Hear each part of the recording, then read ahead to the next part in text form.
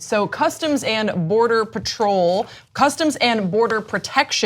seized $41,000 from a Nigerian-born Texas woman in October of last year. She was passing through the Houston airport on her way to start a medical clinic in her home country. Here are some more details on that. So Anthonia Nwaorie is her name, a 59-year-old nurse, was never charged with a crime, and CPB never pursued civil forfeiture proceedings against her, but the agency is nevertheless refusing to return the funds, which Nwaorie spent years saving up unless she signs a so-called hold harmless agreement, forfeiting her right to sue and forcing her to reimburse the government for costs incurred in the enforcement of any part of this agreement, according to a report in the Texas Tribune. So this all came about because she failed to report that she was carrying more than $10,000 in violation of federal law. Now, the Institute for Justice, a Virginia-based public interest law firm, has since filed a class action lawsuit last Thursday on Nwaorie's behalf, challenging the government's authority to require that a citizen sign away their right to sue before the money is returned. So this is what they have to say about that. We're representing hundreds or thousands of people all over the country who have had this sort of thing happen to them. Dan Albin, one of the attorneys litigating the case, told the Tribune they were entitled to get their property back, and instead CPB sent them this letter demanding that they waive all rights to sue and hold the government harmless. And if they violate the agreement, they pay all attorney's fees. That's just egregious. This is actually part of a growing national debate with regards to civil asset forfeiture. I actually listened to a surprisingly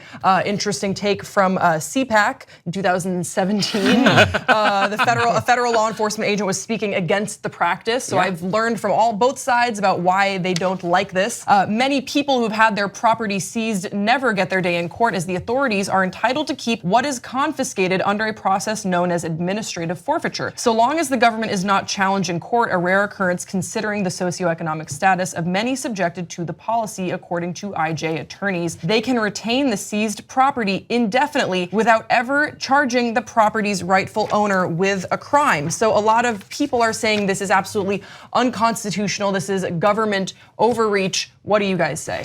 Okay, so first of all, National Review, in case you don't know, is conservative. CPAC is conservative.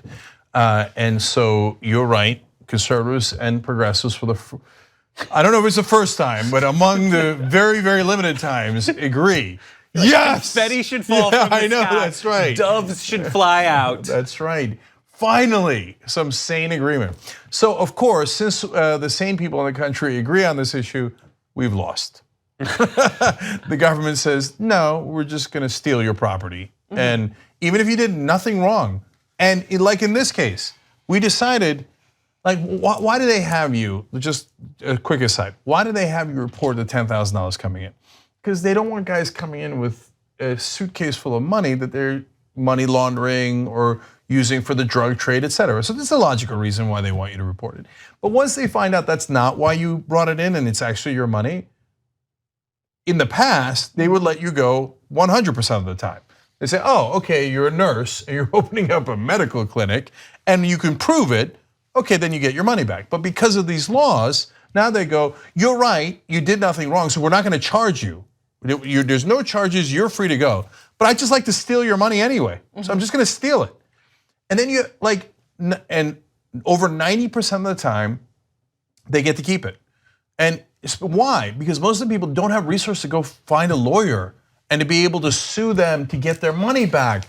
Which regular guy in the middle of the country has enough money to sue the federal government to get your money back? It has to be a large enough number that it'd even be worth it. Let's say they took $750 off you. They just took it from your wallet because you had a joint on you, right? Not related to the border, but having to do with, and by the way, she's a US citizen, right? Inside the country, they could do this just as much. Oh, you got a joint in your car? Forget the $750, I'm gonna take your car.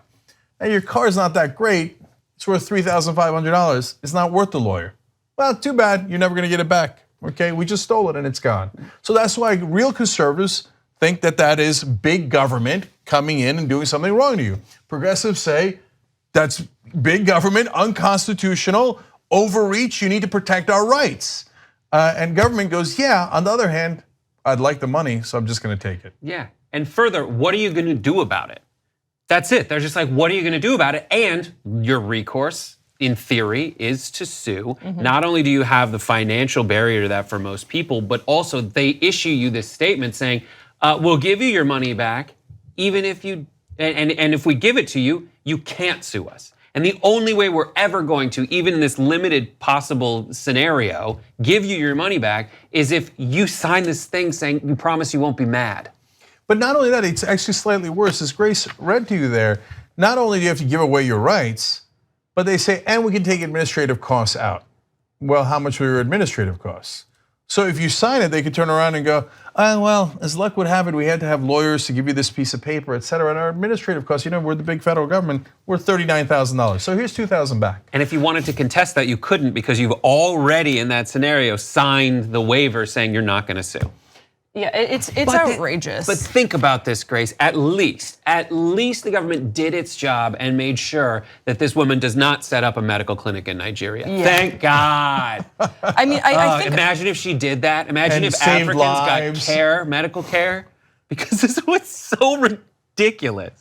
Yeah, I think another thing is just sort of the burden of proof and the onus that comes onto the person who's had something taken from them. So, for example, you have to prove the legality of the money. Now that sounds, I guess, easy enough, or sometimes it's not as easy. Say that you're raising funds from like bake sales or whatever. You will need to substantiate to customs satisfaction that the money came from a legitimate legal source. To do this, you will need to collect transaction statements, tax statements, bank statements, pay stubs, or any other documentation of the money source. And by the way, you better do it within that 30-day window in which you have to reply to the notice of seizure. So the system is absolutely stacked against the people who are getting their civil assets seized from them.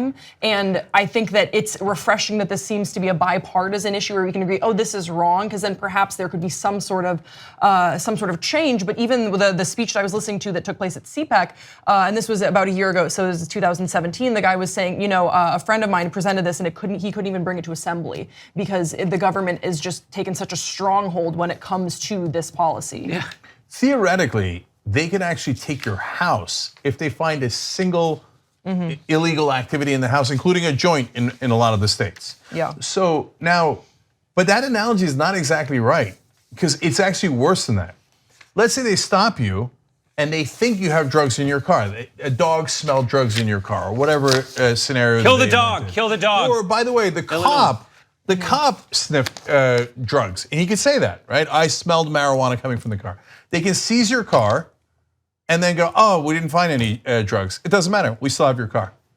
So what, I'm not gonna give it back. That's the law, that's the law. So even if you're totally innocent, by the way, they shouldn't be able to seize your car or your assets, even if you were guilty. We have a whole criminal justice system to punish you for crimes. And there's no reason in the world, on top of that, we should be able to steal your property.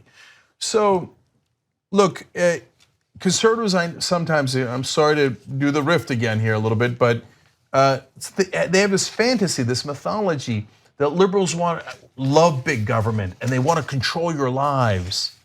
No, we don't want to control your lives. We want the government to butt out of our lives. That's why we believe in civil liberties and rights and the Constitution. So please get rid of that old nonsense mythology and let's all work together to actually fix our government in ways that we actually tangibly can. And yes, one of the tenets of progressivism is that power corrupts and absolute power corrupts absolutely. And that is, again, something that real American conservatives and liberals can agree on.